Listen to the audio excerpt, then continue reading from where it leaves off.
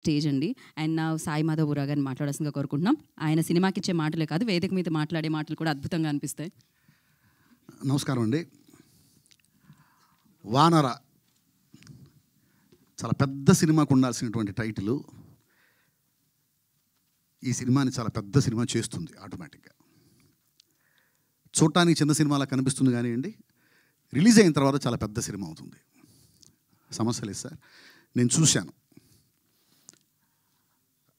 నిజంగా సినిమా అంటే విపరీతమైనటువంటి ప్యాషన్తో, పిచ్చితో ఏవైనా సరే సినిమా చేయాలి, వాళ్ళలో ఉండే ఆలోచనలు మొత్తం ప్రేక్షకులకి చూపించాలి, మేమేంటో మమ్మల్ని మేము పరిచయం చేసుకోవాలి అనేటువంటి ఒక పిచ్చితో చేసినటువంటి సినిమా అండి ఇది.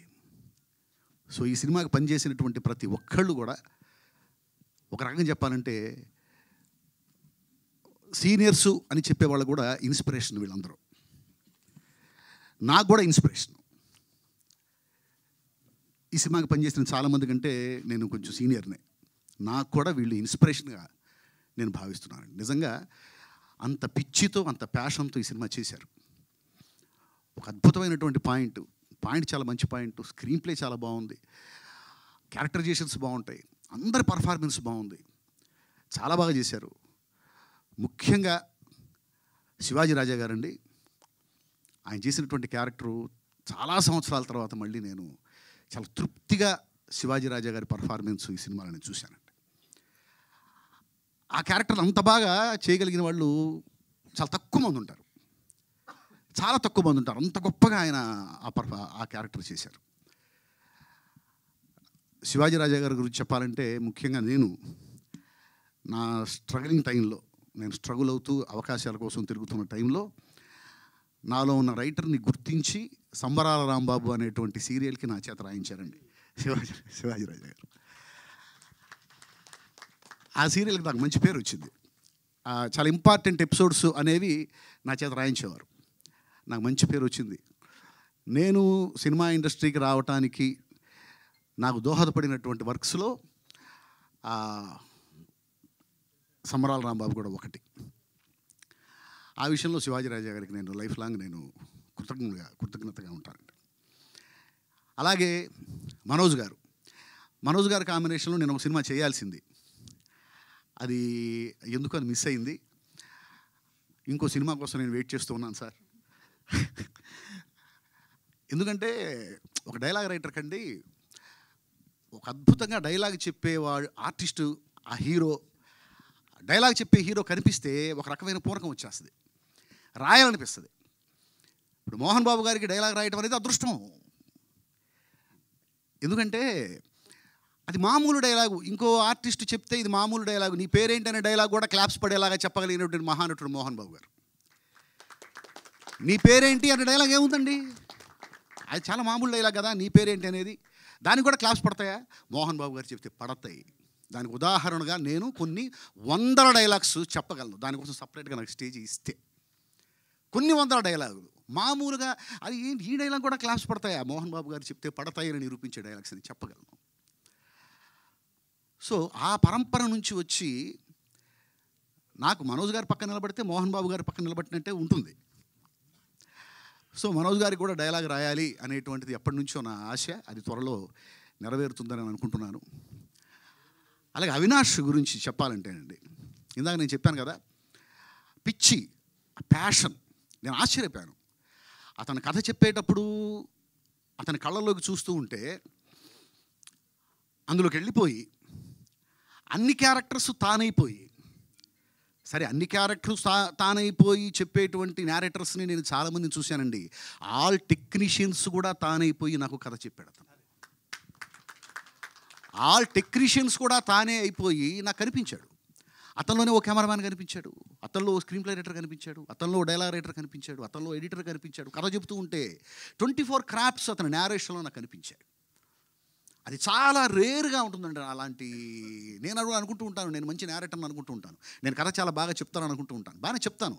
బట్ అవినాష్ కథ చెబుతున్నప్పుడు మాత్రం నేను షాక్ అయిపోయాను, ఆశ్చర్యపోయాను. అంత అద్భుతంగా అతను నేరేట్ చేశాడు.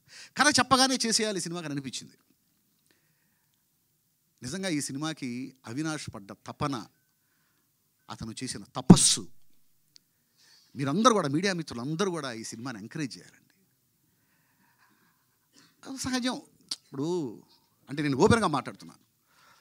పెద్ద పెద్ద సినిమాల్లో కూడా లోపాలు ఉంటాయి. అస్సలు లోపాలు లేకుండా సినిమా అనేది బయటికి రాదు. అది చిన్న బడ్జెట్లో తీసిన సినిమా కావచ్చు, పెద్ద బడ్జెట్లో తీసిన సినిమా కావచ్చు. ఆ సినిమాకి 1000 కోట్లు ఖర్చు అయి ఉండొచ్చు, 1 కోటి రూపాయలను తీసి ఉండొచ్చు. ఎక్కడో ఒక చోట ఖచ్చితంగా లోపాలు అనేవి ఉంటాయి. కానీ ఆ లోపాలని కూడా క్షమించి ఎంకరేజ్ చేయాల్సిన సినిమాలు కొన్ని ఉంటాయి. ఆ కోవకు చెందిన సినిమా వానర. ఎక్కడన్నా నాకు తెలిసినంతవరకు అయితే పెద్దగా ఏం కనిపించవు, కానీ ఎక్కడో ఒక చోట ఏదైనా కనిపించినా కానీ దాన్ని ఎంకరేజ్ చేయాలండి. ఎందుకంటే ఆ లోపం కూడా మనకు నచ్చుతుంది, నచ్చకపోతే ఎంకరేజ్ చేయొద్దు. ఆ లోపం కూడా, ఆ సినిమాలో మనకు కనిపించే లోపం కూడా మనకు నచ్చుతుంది. నేను ఎప్పుడు చెప్తూ ఉంటా, కమర్షియల్ సినిమాకి స్క్రీన్ ప్లే అంటే తప్పులు చెయ్యకపోవటం కాదు, జనానికి నచ్చే తప్పులు చేయటం. జనానికి నచ్చే తప్పులు చేయటమే కమర్షియల్ సినిమా. ఏ తప్పు జనానికి నచ్చుతుందో తెలిసిన వాళ్ళు ఇక్కడ సక్సెస్ అవుతారు, ఏ తప్పు నచ్చుతుందో తెలియని వాళ్ళు ఇక్కడ సక్సెస్ కాలేరు. సో మనకు నచ్చినప్పుడు ఆ తప్పును కూడా ఎంకరేజ్ చేయాలి. అలా ఒక పిచ్చితో, ఒక ప్యాషన్తో తీసినటువంటి ఈ సినిమాని ప్రేక్షకులు, మీడియా మిత్రులు అందరూ కూడా ఈ సినిమాని ఎంకరేజ్ చేసి, ఈ సినిమాకి పనిచేసిన ప్రతి ఒక్కళ్ళు, ఈ సినిమాకి సీనియర్స్ ఎంతమంది పనిచేశారో, కొత్త నీరు అంత వచ్చింది ఇండస్ట్రీకి ఈ సినిమాతో ద్వారా. సో ఆ కొత్త నీరుని రానివ్వండి, ప్రవహించనివ్వండి. ఇంకా ఇంకా ఎన్నో ఎన్నో సినిమాలు వీళ్ళ నుంచి రానివ్వండి. ఇలాంటి సినిమాలు ఎన్నొస్తే ఇండస్ట్రీ అంత బాగుంటుంది. దయచేసి మీరందరూ కూడా ఈ సినిమాని ఎంకరేజ్ చేయాలని మనస్ఫూర్తిగా కోరుకుంటున్నాను. అలాగే నేను ఒక్క విషయం చెప్పాలనుకుంటున్నాను అవినాష్ గురించి. ఇందాక నన్ను పిలుస్తూ చెప్పారు ఈ సినిమాకి బ్యాక్ బోన్గా మీరున్నారు అని. యాక్చువల్గా నిజం చెప్తున్నానండి, నేను వాస్తవం చెప్పానంటే నేను ఈ సినిమాకి పనిచేశాను, ఈ సినిమా ద్వారా చాలా నేర్చుకున్నాను. ఇకపోతే బ్యాక్ బోన్లు, ఫ్రంట్ బోన్లు, సైడ్ బోన్లు అన్నీ కూడా అవినాషే.